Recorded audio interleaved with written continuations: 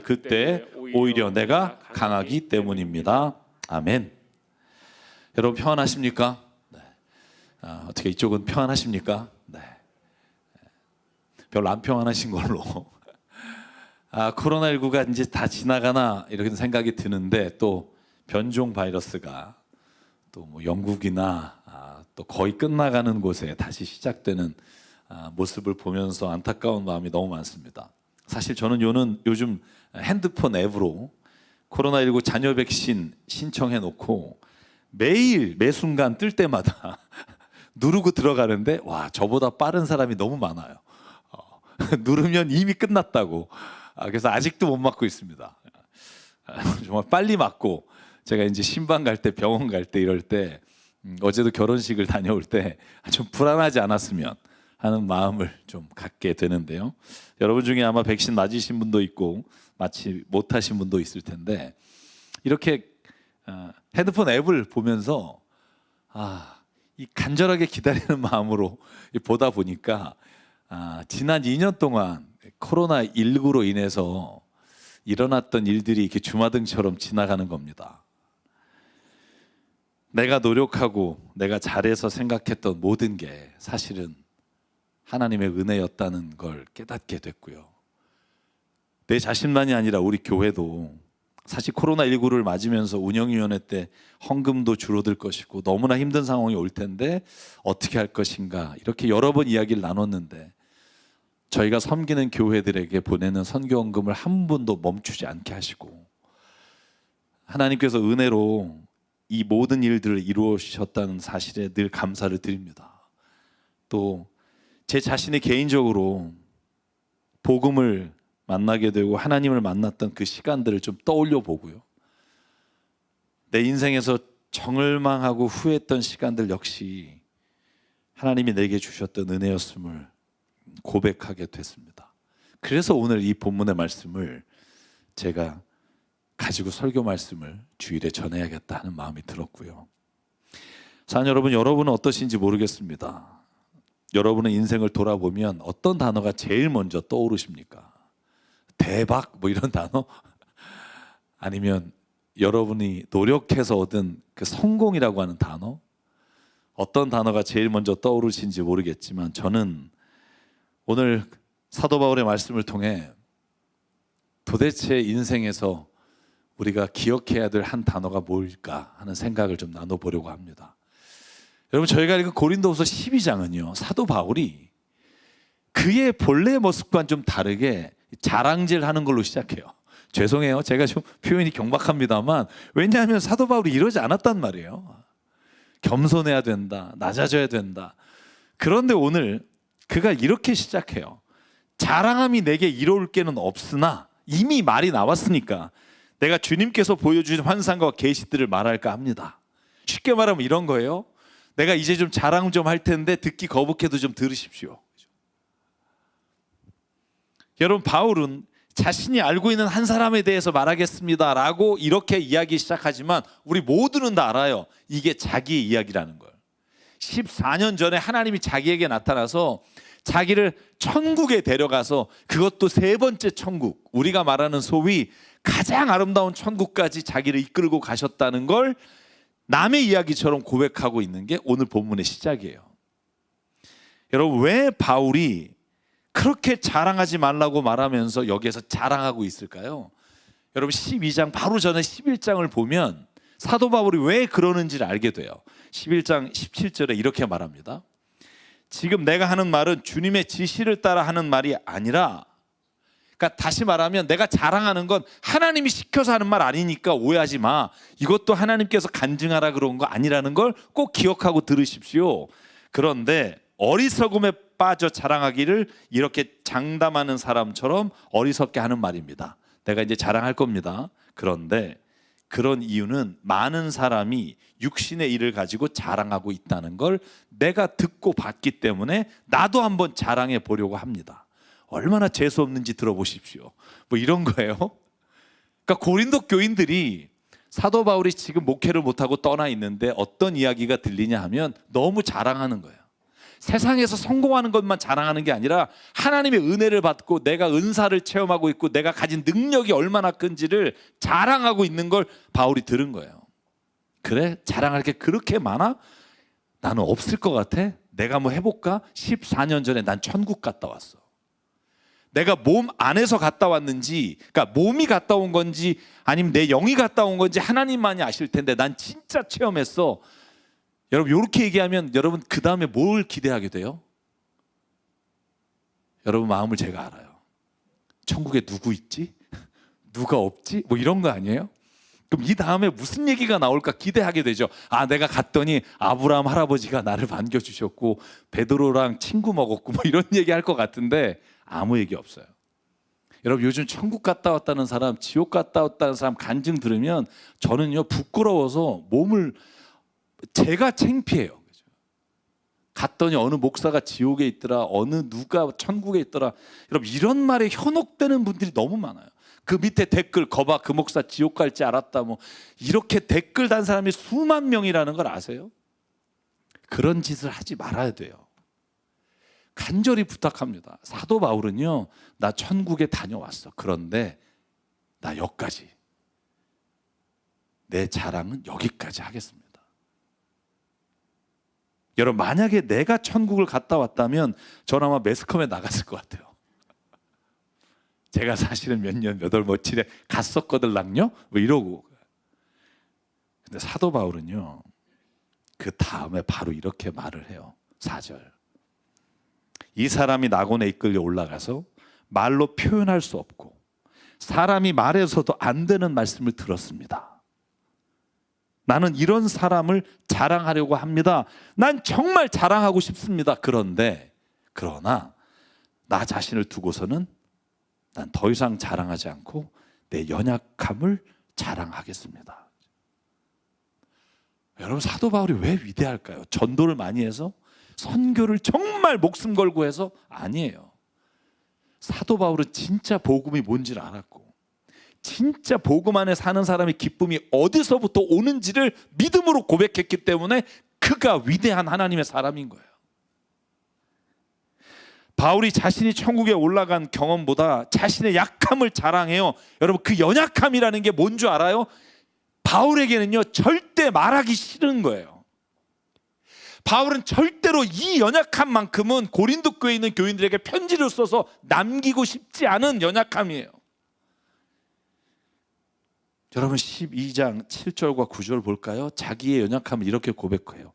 내가 받은 엄청난 계시들 때문에 사람들이 나를 너무 과대평가합니다. 여러분 사도 바울이 뭐라고 말해요? 내가 천국 갔다 오고 내가 병 고치고 내가 사람들에게 복음을 전하고 고난 중에도 기뻐하니까 내가 원래 찌질한 사람인데 나를 너무 과대평가해서 내가 여러분에게 이 말을 안 할 수가 없어요. 나는 진짜 별 볼 일 없는 사람이에요. 내가 얼마나 연약하냐고요? 한번 들어보실래요? 하나님이 내가 교만하게 되기 못하게 하시려고 하나님이 내 몸에 가시를 주셨어요. 그것은 사탄이 하수인을 줬다고 볼 수도 있는데 그것으로 나를 치셔서 나로 하여금 교만해지지 못하게 하시려고 하는 것입니다. 나는 이것을 내게서 떠나게 해달라고 주님께 3번이나 간구했습니다. 이것을 우리는 그가 가진 질병이라고 생각합니다. 왜냐하면 그가 쓴 편지에 곳곳에 그가 아팠던 이야기들이 나오기 때문에 자기가 이 병을 좀 고쳐달라고 하나님께 간구하고 기도했는데 하나님이 내게도 굉장히 내 마음이 상처가 될 만큼 이렇게 말씀하셨다는 거예요. 9절 내 은혜가 너에게 족하다. 내 능력이 약한 데서 완전하게 된다. 그러므로 그리스도의 능력이 내게 머무르게 하기 위하여 나는 더욱더 기쁜 마음으로 내 약점들을 자랑하려고 합니다. 아멘. 여러분 제가 왜 이게 굉장히 힘든 고백이라고 말하는 줄 알아요? 바울은요 병을 고치는 사람이라고요. 여러분 그가 20여 년을 전 세계를 다니면서 한 일이 뭐냐 하면 병자를 고친 거예요. 병자를 고치고 자기 앞에 수많은 사람들이 병을 고쳐달라고 오는데 여러분 자기가 편지 쓰는 거예요. 나 내 병 하나 못 고쳤습니다. 나 병 고쳐달라고 기도했는데 하나님이 넌 은혜가 족하니 네 마음에 네 몸에 가시를 가지고 살라고 내게 말했습니다. 여러분 이 고백이 쉽겠어요? 여러분 사도행전을 한번 볼래요? 14장에 보면 8절에 루스드라라고 하는 곳에 들어가서 태어날 때부터 일어서지 못하는 안진뱅이가 된 사람을 바울이 기도로 고쳐요. 여러분 10절에 보면 바울이 큰 소리로 말해요. 그대의 발로 똑바로 일어서시오. 그러자 벌떡 일어나 걷기 시작해요. 여러분 그랬더니 루스드라에 있던 사람들이 바울을 보고 뭐라 그래요? 저건 하나님이 보낸 사람이 아니라 신이 인간의 몸으로 온 거다. 여러분 이렇게 말해요. 루가오니아 말로 신들이 사람의 모습으로 우리에게 내려왔다. 그리고 바울을 잡아다가 경배하려고 할 때 바울이 어떻게 해요? 옷을 찢으며 나는 여러분과 똑같은 사람입니다. 하나님을 믿어야지 나를 의지하지 마십시오라고 그것을 도망 나와요. 여러분 사도행전 28장에 보면 그가 로마로 가는 길에 배가 파손되고 그가 풍랑에 막 휩쓸려서 섬에 갔을 때 그 섬에 있던 사람들 중에 보불려라고 하는 사람의 아버지가 열병과 이질에 걸려 병에 누워 있을 때 그가 손을 얹어 기도해서 낫게 했어요. 여러분 그랬더니 그 섬에 있는 모든 병을 앓고 있는 사람이 바울에게 와서 병 고침을 받아요. 여러분 이랬던 사람이에요. 근데 여러분 뭐라고 말해요? 고린도 교회에게 제가요 제 가시 하나 못 고치고 기도 3번이나 간구했는데 하나님이 그걸 내게 남겨두셨다고요. 나는 못 고쳤어요. 여러분 이 고백이 쉬운 고백이에요. 뿐만 아니라 바울은요 죽은 사람을 살렸어요. 여러분 성경에 하나님의 예수의 제자였던 베드로도 사도행전 9장에 요바에 있는 다비다란 여제자를 죽음에서 살리는 기록이 나와요. 뿐만 아니라 사도행전 20장에 보면 9절부터 12절에 바울이 복음을 전할 때 3층 창가에 앉아 있었던 유두고라고 하는 청년이 너무 피곤해서 졸다 떨어져서 죽었다라고 돼 있어요. 9절 마지막 사람들이 일으켜보니 죽어 있었다. 근데 바울이 가서 그를 일으켜 세우며 이렇게 말해요. 소란 피우지 마라. 그는 아직 죽지 않았다. 그러며 그를 살려내서 그가 올라가 빵을 먹고 날이 새도록 함께 이야기를 나눈 것으로 인해 사람들이 위로를 받았어요. 여러분 이랬던 사람이에요. 여러분 제가요 여러분 가족 중에 누군가 죽은 분을 살렸다고 생각해 봐요. 여러분 저를 어떻게 대하겠어요? 이렇게 대하시겠어요? 못 그럴 거려. 여러분 절대 그렇게 못 할 거려. 앞에 올 때마다 두려울 거려. 혹시 저분이 막 이런 생각이 들 거려. 근데 바울은 뭐라고 말하냐면 내가 한 게 아닙니다요. 하나님이 나를 통해서 하셨기에 나는 아무것도 아니라는 거예요. 오히려 나는 찌질이 병 하나 못 고치는 인간으로 나는 여전히 연약함을 고백하며 살 때 오히려 그때 하나님이 내게 주신 은혜가 너무나 크다는 거예요. 그리고 그 가시가 나로 하여금 교만하지 않게 하려고 하나님이 내게 주신 은혜와 같은 거라는 거예요. 사랑하는 여러분, 여러분의 인생에 가시 같은 거 없으세요? 여러분의 인생에서 제발 내게서 떠나게 해달라고 간구하는데 제발 좀 이것만 하나만 고쳐주면 하나님 내 인생에서 진짜 부끄럽거나 창피한 게 없는데 하나님 이거 하나만 내게서 좀 제발 좀 고쳐달라고 하나님께 간구하는 거 없어요? 안 들어주신다는 거예요. 저와 여러분만이 아니라 바울이 고백하는 거예요. 8절 12장 8절 내가 이것을 떠나게 해달라고 주님께 3번이나 여러분 금식하며 하나님께 간구했어요. 근데 안 돼요. 그리고 깨달은 응답이 있는데 그게 뭐냐 하면 내가 연약할 때 그것 때문에 주님 만나게 됐고 그것 때문에 내가 나쁜 곳에서 하나님의 자리로 옮기게 됐고 그것 때문에 내 삶에 겸손하게 됐고 무릎 꿇게 됐고 그것이 내게 은혜입니다 라고 고백하게 되는 게 오늘 바울의 말씀이에요. 사랑하는 여러분, 만약에 사도 바울이 이렇게까지 고백해야 되는 이유가 무엇일까 생각해 보면 저는 이게 바로 기독교 신앙이 무엇인지를 정확하게 말해주고 있다고 말씀드리고 싶어요. 기독교 신앙이 뭐예요? 하나님을 믿는 거예요. 하나님이 인간이 되셔서 이 땅에 오신 예수님을 믿는 거예요. 여러분 교회 장로님이 되고 교회 오래 다녀도 왜 예수님을 믿어야 되는지에 대해서 모르는 분이 정말 많아요. 하나님은 믿겠는데 왜 예수님을 또 믿어야 되냐고 말하는 분이 있어요. 제가 여러분에게 세교 오시면 첫 번째 성경 공부 때 말씀드리는 거예요. 왜 예수님을 믿어야 되죠? 그게 제 고민이었어요. 목사가 된 이후에도. 그때 하나님이 제가 공부하면서 유학 갔을 때 하나님이 제게 깨닫게 하신 게 뭐냐면 예수 외에는 길이 없다는 걸 확신을 갖게 해주셨어요. 왜냐하면 하나님이라고 하는 이름이 모든 종교에 다 있다는 거예요. 불교도 하나님이고요, 이슬람도 알라가 하나님이고요, 갓이란 영어도 하나님이고요, 야훼라는 이름도 하나님이에요. 다 하나님이에요. 근데 하나님은 모호하다는 거예요. 하나님의 이름을 부르지만 그들이 하나님의 이름으로 행하고 있는 건 다 다르다는 거예요. 여러분, 어떤 사람은 하나님의 이름으로 정한수 떠놓고 빌어요. 신령님께 빕니다. 신께 빕니다. 우리 아들 장원급제 해주십시오. 여러분, IS는요, 하나님의 이름으로 사람들의 목을 따면서 하나님이 이렇게 하게 했다고 하나님을 찬양해요. 여러분, 하나님을 우리가 말하지만 도대체 네가 믿고 있는 하나님이 어떤 하나님이냐고 말할 때 모든 사람들은 진짜 하나님이 어떤 분인지를 알 수가 없어요. 여러분, 그래서 하나님이 예수 그리스도로 이 땅에 오셔서 내가 누군지 알고 싶니? 내가 하나님인데 내가 너희를 사랑하기에 너희를 위해 십자가에 죽기까지 너희를 끝까지 버리지 않는 그 하나님이 바로 나다. 내가 예수로 이 땅에 왔을 때 네가 예수를 볼 때 나를 보게 될 것이다. 네가 믿는 하나님이 누구냐고 묻는다면 네가 대답해라. 하나님은 너를 창조하시고 사랑하셔서 네가 연약한 죄인이 되었을 때 그 죄인을 위해 십자가에 죽기까지 사랑하시는 분, 그 하나님이 우리가 믿고 있는 하나님이시다. 그러므로 그 예수 그리스도 안에 우리가 하나님을 볼 수밖에 없다. 그 예수님 외에는 하나님을 올바로 알 수 있는 게 없다. 하나님은 강압적으로 우리를 두렵게 해서 우리로 하여금 신에게 제사를 드리게 하는 신이 아니라 하나님은 제사보다 자비와 사랑을 원하시며 너희도 그 사랑으로 세상을 살기를 원하시는 분이다. 십자가를 봐라. 이게 하나님이 너희를 향한 사랑이다. 여러분, 사도 바울이 오늘 자기에게 있는 이 고난을 거둬가시지 않는 이유를 이렇게 고백해요. 내게 은혜가 머물게 하기 위함이라. 사랑하는 여러분, 너무 힘들고 어려운 일 있으세요? 저도 있어요. 그게 왜 이렇게 안 떠나는지 모르시겠어요? 저도 모르겠어요. 근데 이제 그거는 알 것 같아요.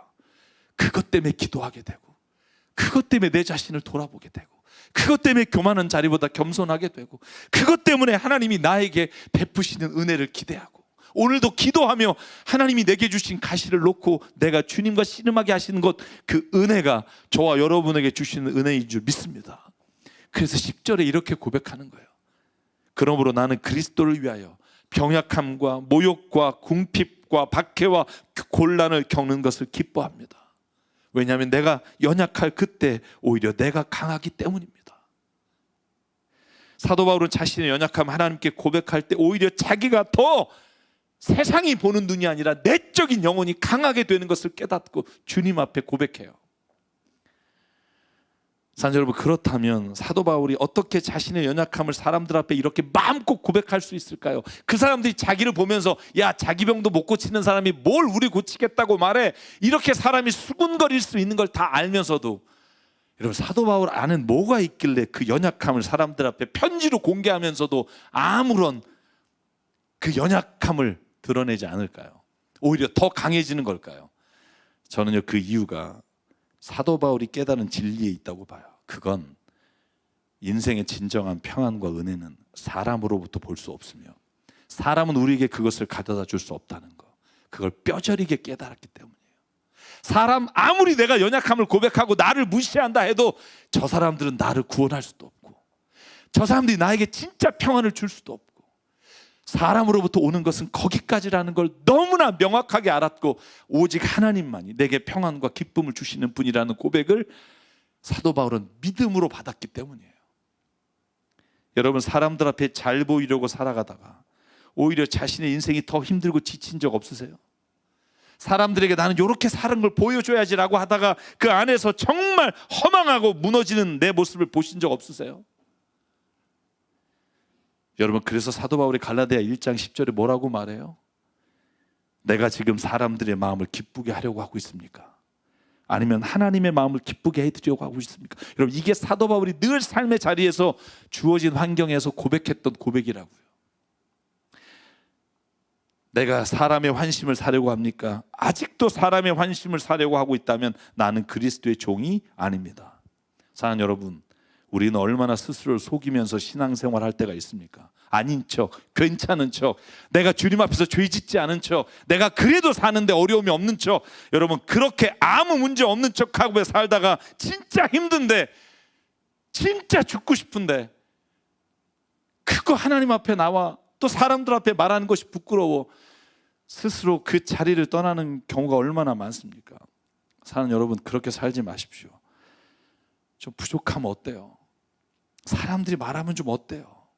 그 사람들이 우리 인생을 바꿀 수도 없는데, 그 사람들이 내 인생에 줄 수 있는 게 아무것도 없어요.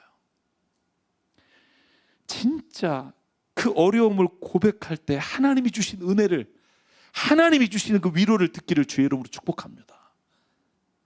사도 바울은요, 하나님 앞에 결코 아닌 척 한 적이 없어요. 힘들면 힘들다고, 자신의 병을 고치지 않으면 하나님 내가 연약하지만 하나님 앞에 나가겠다고 그렇게 고백해요. 왜? 오직 구원을 주시는 자, 내게 평안을 주시며 은혜를 주시는 자 하나님이심을 믿었기 때문이에요. 제가 새벽 기도 때나 아니면 혼자 기도할 때 제가 부르는 찬송이 있어요. 혼자 너무 힘들 때, 사람들이 날 이해해 주지 않고 오히려 더 오해할 때, 누구도 내 마음을 알아줄 수 없을 때, 그때 이 찬송 후렴이 저에게 늘 떠올라요.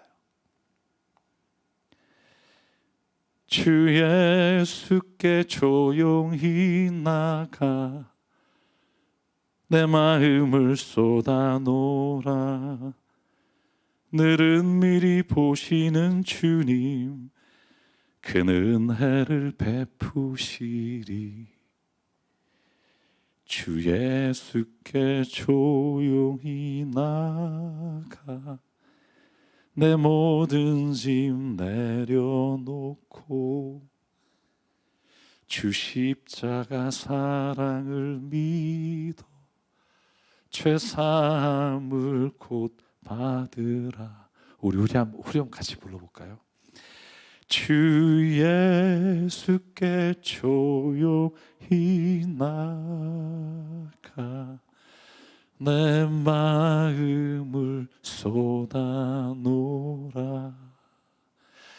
늘은 미리 보시는 주님 큰 은혜를 베푸시리. 여러분, 저는요, 사도 바울이요, 왜 위대한 사도냐 하면 그가 모든 삶의 결정의 기준에 사람이 없었어요. 물론 우리가 사람 앞에 덕을 끼쳐야 합니다. 사도 바울이 이렇게 말해요. 만약 내가 고기를 먹는 걸 보고 누군가 상처받고 누군가 연약한 심령이 용기를 얻어서 죄를 짓게 된다면 내가 평생 고기를 안 먹겠다. 사람의 눈치를 보는 게 아니라 사람의 덕을 위해서 내가 행해야 될 바는 행해요. 그렇지만 확신한 게 하나 있어요. 난 사람의 눈치를 보고 살지는 않겠다. 사람이 나를 어떻게 볼까요? 하나님이 원하시는 일을 못하며 살지는 않겠다. 여러분, 그게 진짜 믿음이라고 저는 믿습니다. 여러분, 그래서 고린도서 15장 10절에 사도 바울이 자기의 인생을 이렇게 한마디로 고백해요. 저 이 말씀을 같이 한번 읽었으면 좋겠어요. 이게 저와 여러분의 고백이 되길 바라고요. 같이 한번 읽죠. 시작. 그러나 나는 하나님의 은혜로 오늘의 내가 되었습니다. 나에게 베풀어 주신 하나님의 은혜는 헛되지 않았습니다. 나는 사도들 가운데 어느 누구보다도 더 열심히 일하였습니다. 그러나 이렇게 한 것은 내가 아니라 나와 함께 하신 하나님의 은혜입니다. 아멘.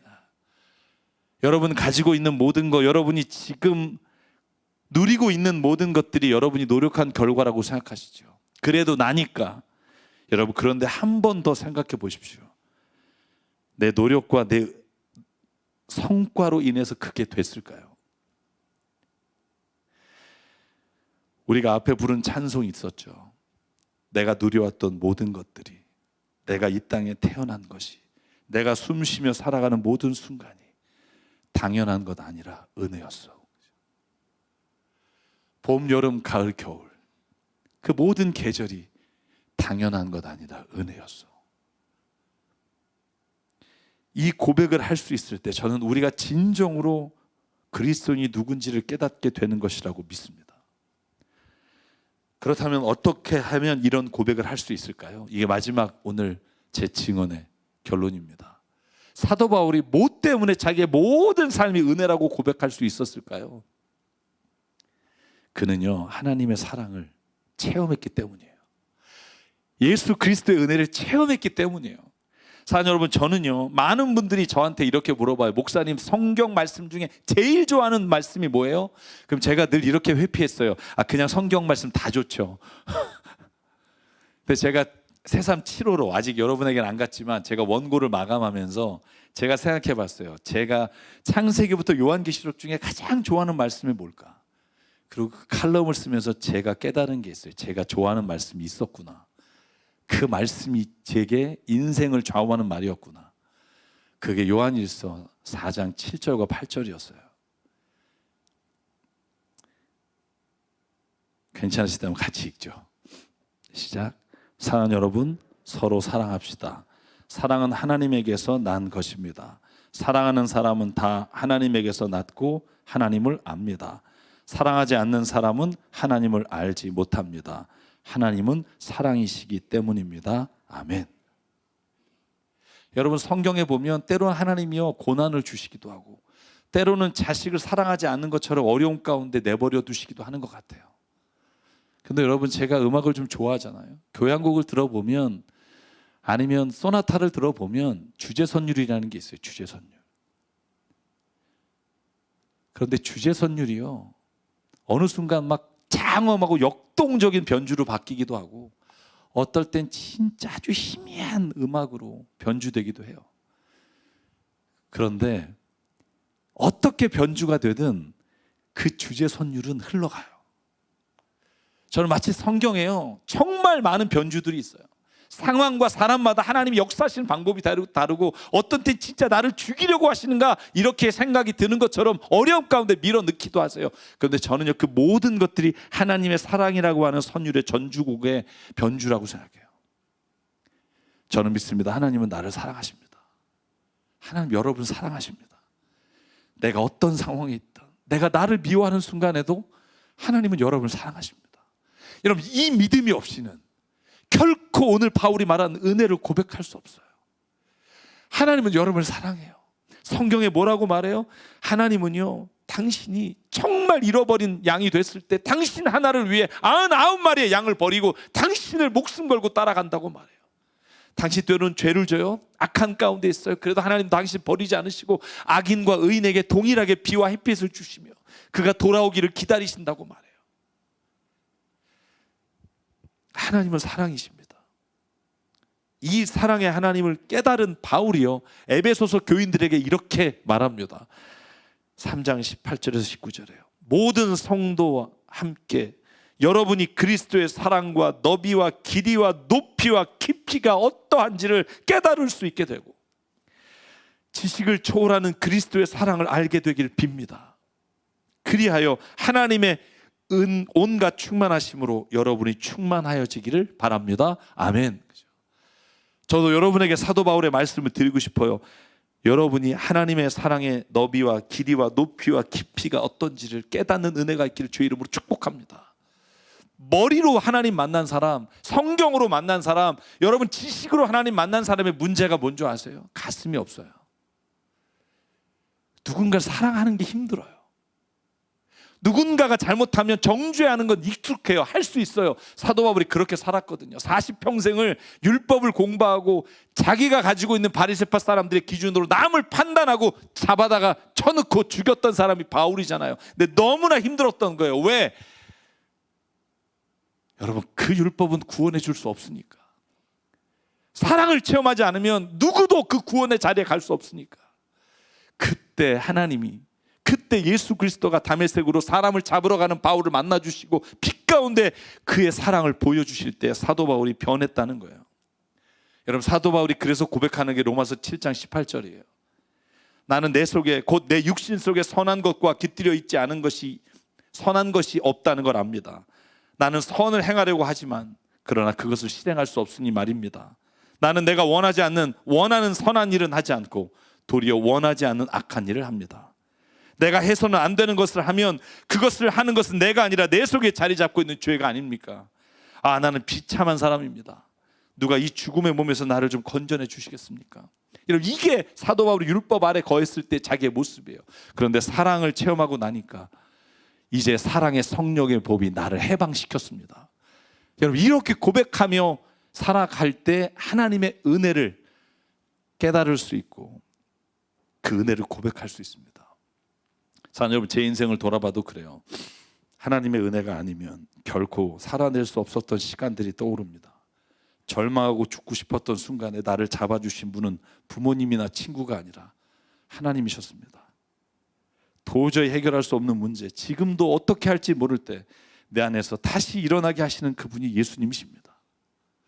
사람이 줄 수 있는 것 너무나도 없다는 것을 깨달았을 때 우리에게 이렇게 고백될 겁니다. 돌아보면 모든 것이 은혜입니다. 지금도 그 하나님의 은혜가 아니면 타락한 인생에서 끝날 수밖에 없는 나를 끝까지 붙들어 주시는 그 은혜, 여러분, 그 은혜가 저와 여러분의 인생을 붙잡아 주시길 원합니다. 오늘 그 은혜가 아직도 내게 와닿지 않는다면 하나님의 그 사랑을 체험하기 원합니다. 세상에 어느 누구도 줄 수 없는 그 사랑, 그 은혜가 오늘 저와 여러분의 입술에 고백되길 주의 이름으로 축복합니다. 그래서 제가 오늘 그 찬양을 시작과 끝에 부르자고 했어요. 가사가 이래요. 내가 누려왔던 모든 것들이, 내가 지나왔던 모든 시간이, 내가 걸어왔던 모든 순간이 당연한 것 아니라 은혜였어. 아침 해가 뜨고 저녁에 노을, 봄의 꽃향기와 가을의 열매, 변하는 계절의 모든 순간이 당연한 것 아니라 은혜였어. 모든 것이 은혜, 당연한 것 하나도 없었던 것을, 내가 이 땅에 태어나 사는 것, 어린아이 시절과 지금까지 숨을 쉬며 살며 꿈을 꾸는 삶, 당연한 것 아니라 은혜였어. 내가 하나님의 자녀로 살며 오늘 찬양하며 예배하는 삶, 복음을 전할 수 있는 축복이 당연한 것 아니라 은혜였어. 한없는 은혜, 내 삶에 당연한 것 하나도 없다는 것을 오늘 이 찬양하실 때요, 가사가 우리의 고백이 됐으면 좋겠고요. 오늘 주님 앞에 이 찬양으로 고백하겠습니다. 내가 누려왔던 모든 것들이, 내가 지나왔던 모든 시간이, 내가 걸어왔던 모든 순간이 당연한 것 아니라 은혜였소. 아침 해가 뜨고 저녁에 노을, 봄의 꽃향기와 가을의 열매, 변하는 계절의 모든 순간이 당연한 것 아니라 은혜였소. 모든 것이 은혜, 은혜,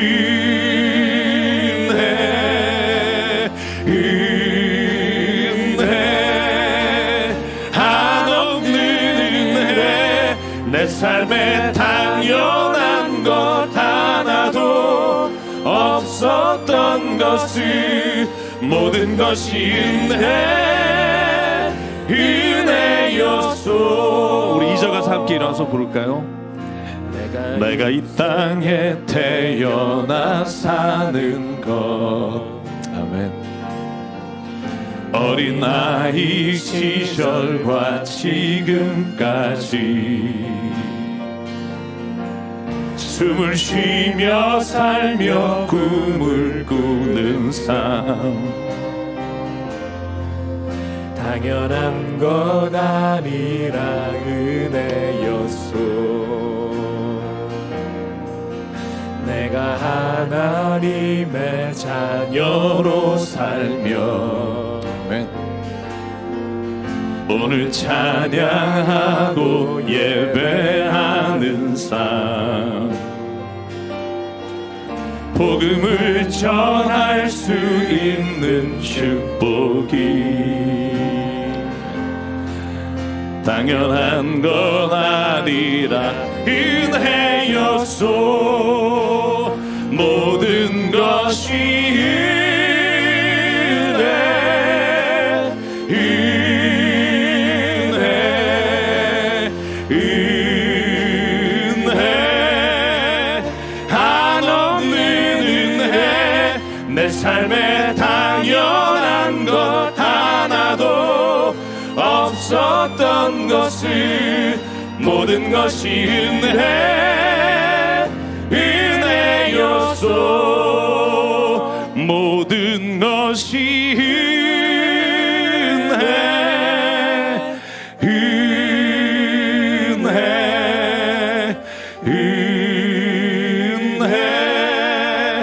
한없는 은혜. 내 삶에 당연한 것 하나도 없었던 것을 모든 것이 은혜였소.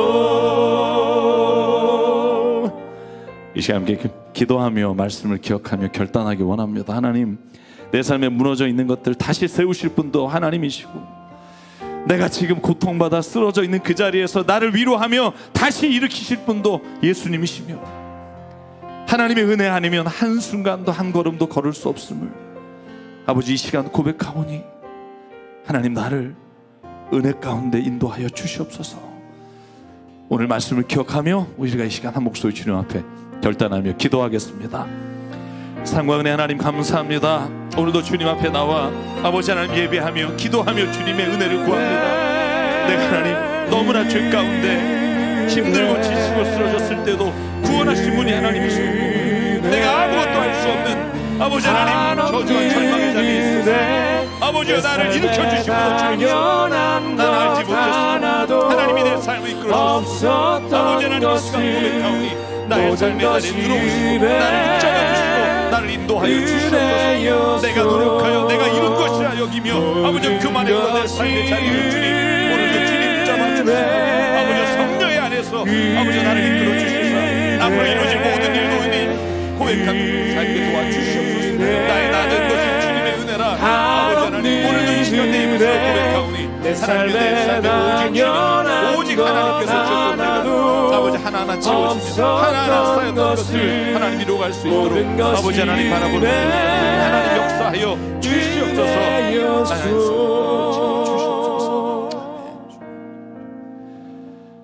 사랑과 은혜 하나님, 오늘 이 자리에 나와 예배하는 것도 내가 걸어 나왔다고, 내가 그래도 믿음을 지키는 자라고 여기며 이 자리에 왔지만 나 같은 자를 구원하신 하나님의 은혜였음을 이 시간 주 앞에 고백합니다. 아버지 하나님, 앞으로의 모든 삶도 주님의 은혜로 이루어질 것을 내가 알기에 주님 앞에 믿음으로 고백하오니 은혜의 자리에서 떠나지 않는 자 되게 주여 나를 인도하여 주시옵소서.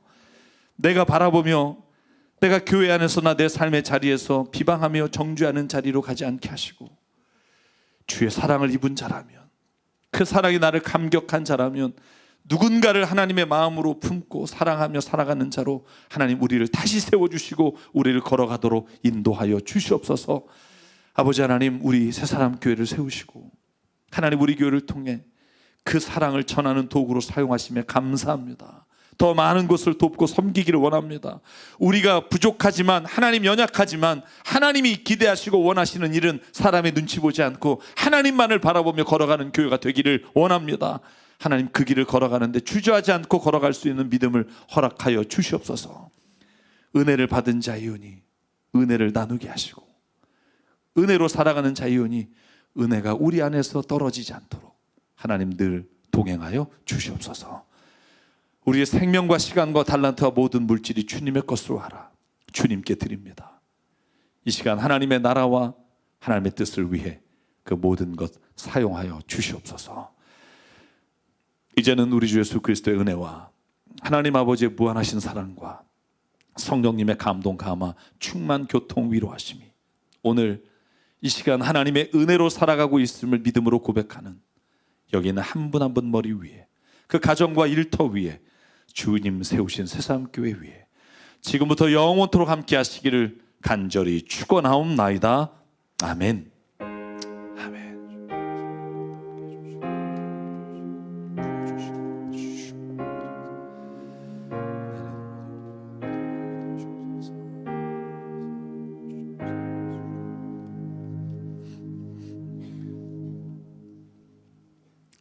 아멘.